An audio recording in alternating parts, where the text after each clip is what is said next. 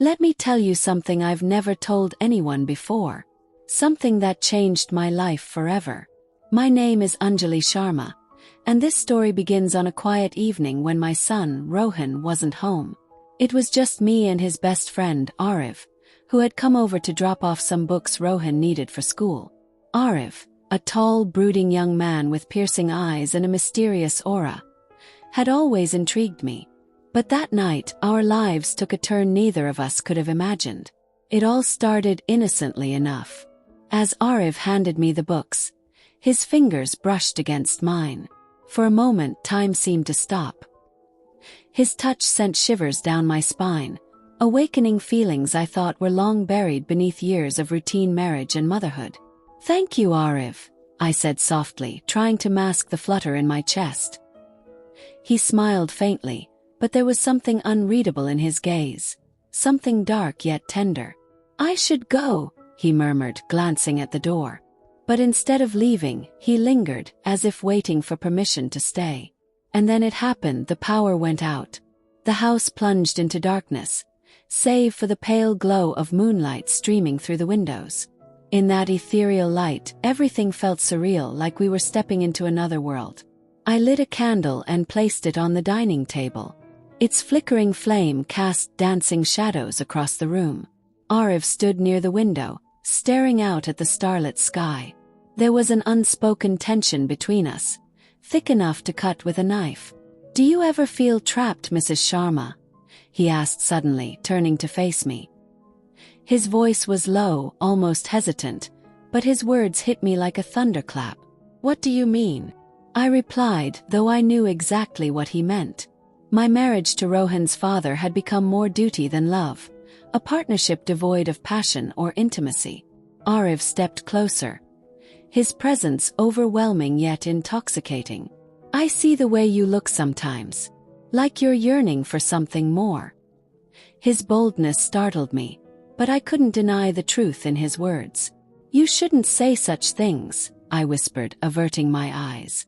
Yet deep inside I wanted him to continue. "And why not?" he challenged gently. "Life's too short to live without desire." Before I could respond, he reached out and cupped my cheek.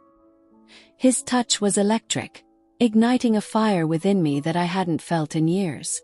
My breath hitched as he leaned in, his lips hovering dangerously close to mine. "This is wrong," I murmured weakly, even as my body betrayed me, leaning into his embrace. "Maybe," he breathed against my skin. "But does it feel wrong?" That night, boundaries blurred, and inhibitions melted away under the silvery glow of the moon. What began as a forbidden attraction blossomed into something raw and primal. Arif kissed me with a hunger that consumed me whole, his hands exploring every inch of my body as if memorizing it. We moved to the couch where he laid me down, his weight pressing deliciously against me. With each kiss, each caress, he awakened desires I didn't know existed. Every moan, every sigh escaped from the depths of my soul, echoing in the stillness of the night.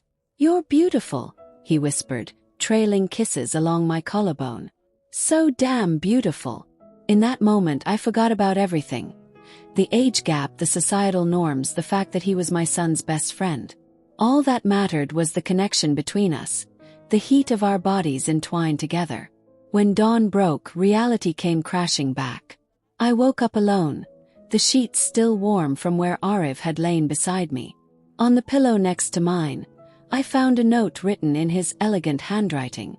"Last night was unforgettable, Anjali. But now we must be careful. This secret belongs only to us." Tears pricked my eyes as I clutched the note to my chest. Our affair had only just begun, and already I craved more. Little did I know, this was just the start of a journey filled with passion, danger, and secrets that would test the limits of our hearts. To this day, whenever I see Arif, I can't help but remember the taste of his lips, the warmth of his embrace. And though our love is forbidden, it's also the most real thing I've ever experienced. Because sometimes love doesn't care about rules, it simply demands to be felt.